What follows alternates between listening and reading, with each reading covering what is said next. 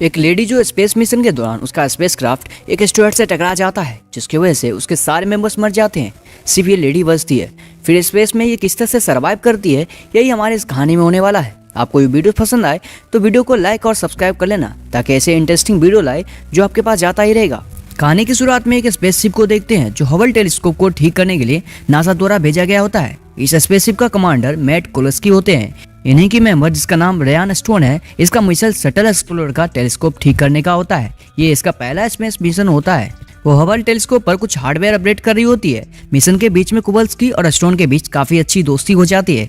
इसी बीच कोवल्स्की को space station से इंफॉर्मेशन मिलता है कि रशियन सैटेलाइट में कुछ खराबी होने की वजह से रशियन ने उस सैटेलाइट को रॉकेट से उड़ा दिया है और अब उस सैटेलाइट के कुछ टुकड़ा यानी डेब्रिस स्पेस में काफी स्पीड से स्पेस में ट्रेवल कर रहे हैं और वो अब हबल टेलीस्कोप की तरफ आ रहे हैं। कोवल्स्की इस बात को सीरियस नहीं लेता और वो अपना काम करते रहते हैं और तभी नासा इंफॉर्मेशन भेजता है कि उन्हें ये मिशन को कैंसिल करके जल्द से जल्द अर्थ पर वापस आना होगा, क्योंकि रशियन सैटेलाइट का मलबा बुलेट से भी तेज स्पीड से एक्सप्लोरर की ओर बढ़ रहा है और बहुत सारे स्पेसशिप को डैमेज भी कर दिया है। ये सुनकर रेयान हिचकिचाते हैं और वो अपने स्पेस क्राफ्ट की तरफ भागने लग जाते हैं और कोवल्स्की सबको स्पेस क्राफ्ट में आने को बोलते हैं ताकि वो जल्द से अर्थ पर वापस जा सके।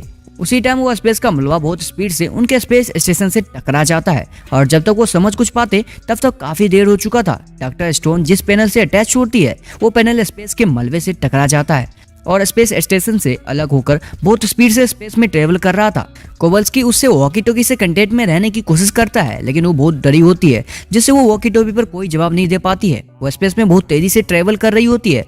तभी कोवल्स्की उससे उसकी लोकेशन पूछते हैं कि स्टोन बताती है कि मुझे कुछ नहीं पता कि मैं कहाँ हूँ। कहती है कि मुझे सिर्फ सन और अर्थ दिख रहे हैं। इसके बाद कोवल्स्की स्टोन को ढूंढ लेता है और उसे अपने कस्टम रॉकेट इंजन के साथ बांध लेते हैं। कोवल्स्की और स्टोन एक मैड मॉर्निंग से रेस्क्यू कर लेते हैं, जिसमें एक जेट लगा होता है जो उनको एक डायरेक्शन में ले जाता है। फाइनली वो अपने स्पेस स्टेशन में पहुंच जाते हैं। वो देखते हैं कि उनके सारे क्रू मर चुके होते हैं। यहाँ तक कि एक मेंबर पर तो डायरेक्ट स्पेस का मलबा फेस से टकरा गया था, जिसकी वजह से उसका पूरा फेस फट गया था, जिसे देखकर डॉक्टर स्टोन को लगता है कि उनका टीम की मौत का खुद को दोषी मानने लगती है। स्पेस में सिर्फ दो लोग जिंदा होते हैं, डॉक्टर स्टोन और दूसरे कोवल्स्की। उनका स्पेस स्टेशन पूरी तरह से डिस्ट्रॉय हो गया था।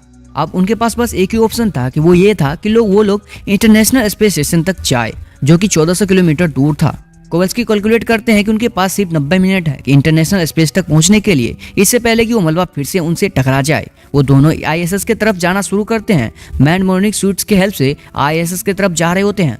कोवल्स्की अपने बातचीत से डॉक्टर स्टोन को एंटरटेन करने की कोशिश कर रहे होते हैं। इनका ये आखिरी मिशन है करके कहता है, इसके बाद वो रिटायर हो जाएंगे।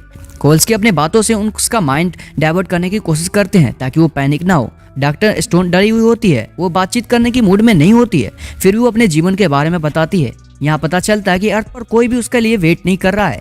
उसकी एक बेटी थी जो 4 साल की उम्र में ही मारी गई थी। जब वो इंटरनेशनल स्पेस स्टेशन के पास पहुंच जाते हैं तब उन्हें पता चलता है कि उनका जेट का फ्यूल खत्म हो गया है। उनका स्पेस सूट में भी ऑक्सीजन कम हो गया होता है। कोवल्स्की डॉक्टर स्टोन को बोलते हैं कि रस्सी को जोर से पकड़ना, क्योंकि वो अपने सूट में होल करके एयर प्रेशर बनाकर आगे की ओर जाने की कोशिश करते हैं। जैसे ही वो ऐसा करते हैं उनका स्पेस सूट स्पीड में एयर निकालती है, जिसकी वजह से उनका स्पेस स्टेशन को पकड़ना मुश्किल होता है। उन दोनों का बैलेंस बिगड़ जाता है, दोनों की वायर टूट जाती है और कोवल्स्की अलग हो जाता है। लेकिन किसी तरह से स्टोन का पैर एक स्टेशन की वायर से टकराकर फंस जाता है और स्टेबल हो जाता है। वो जल्दी से कोवल्स्की का बेल्ट पकड़ने की कोशिश करती है और उसे अपने और खींचने की कोशिश करती है, पर जिस रस्सी से उसका पैर अटैच्ड होता है वो खुलने लगता है, जिससे कोवल्स्की स्टोन को कहता है कि मुझे छोड़ दो, नहीं तो मुझे बचाने के चक्कर में तुम्हारी भी जान चली जाएगी। वो नहीं मानती। कोवल्स्की स्टोन को बचाने के लिए खुद का बेल्ट खोलने लग जाता है ताकि स्टोन का पैर स्पेस स्टेशन के वायर से अटैच रहे। कोवल्स्की बेल्ट खोलकर स्पेस में चले जाते हैं और उससे दूर जाने लग जाते हैं।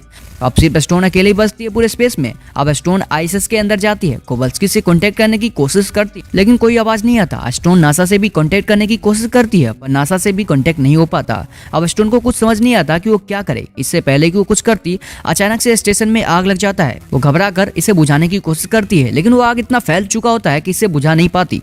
फिर वो डिसाइड करती है कि वो चाइनीज स्पेस स्टेशन जाएगी और अपने स्पेस क्राफ्ट को स्टेशन से अलग करती है। और अपने स्पेस क्राफ्ट को अलग करने के बाद वो डिसाइड करती है कि वो चाइनीज स्पेस स्टेशन जाएगी।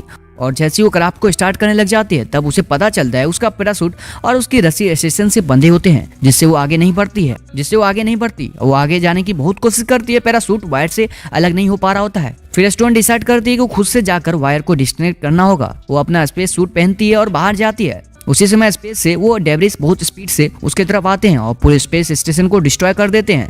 इस दौरान स्टोन अपने क्राफ्ट को बहुत जोर से पकड़ कर रखती है ताकि वो स्पेस में नीचे ना गिर जाए, और डेविस के टकराने से बस उतना ही स्पेस क्राफ्ट बचता है और बाकी सारा स्पेस स्टेशन डिस्ट्रॉय हो जाता है। लेकिन इस बार के डेविस टकराने से स्टोन को एक हेल्प मिलता है, वो पैराशूट अलग हो जाता है और स्पेस क्राफ्ट के अंदर वापसी आ जाती है और इंजन ऑन करती है। पर कुछ देर बाद इंजन बंद हो जाता है। फिर वो नासा से कांटेक्ट करने की कोशिश करती है। इस बार कांटेक्ट हो जाता है, जो एक इंसान रिसीव करता है जिसे इंग्लिश नहीं आती है।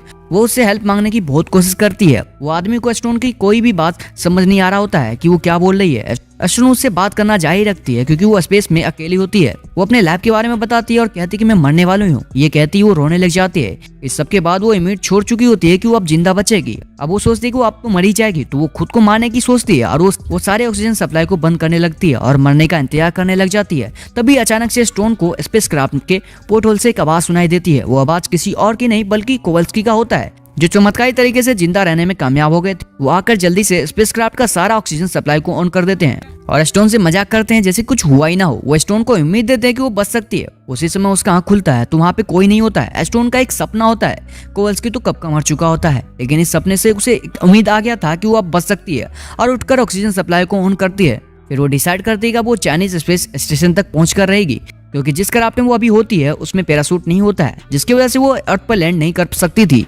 फाइनली स्टोन इस क्राफ्ट से बाहर निकलती है और अपने साथ एक गैस सिलेंडर लेती है। उस गैस सिलेंडर के एयर को जैसे ही वो सप्लाई चालू करती है, वो अपने आप स्पीड से चाइनीज स्पेस स्टेशन जाने लग जाती है। वो ऐसा करके वो चाइनीज स्पेस स्टेशन तक पहुंच जाती है। और इसी समय यहाँ पर डेब्रिस का तूफान आ जाता है और चाइनीज स्पेस स्टेशन से टकराता है। स्टोन जल्दी से कैप्सूल में जाती है जो इमरजेंसी लैंडिंग के टाइम पर इस्तेमाल किया जाता है। अब वो लैंडिंग के लिए तैयार हो, लेकिन तब ये सारा स्टेशन अर्थ की तरफ गिरने लग जाता है और उसी समय एक कैप्सूल में स्टोन होती है।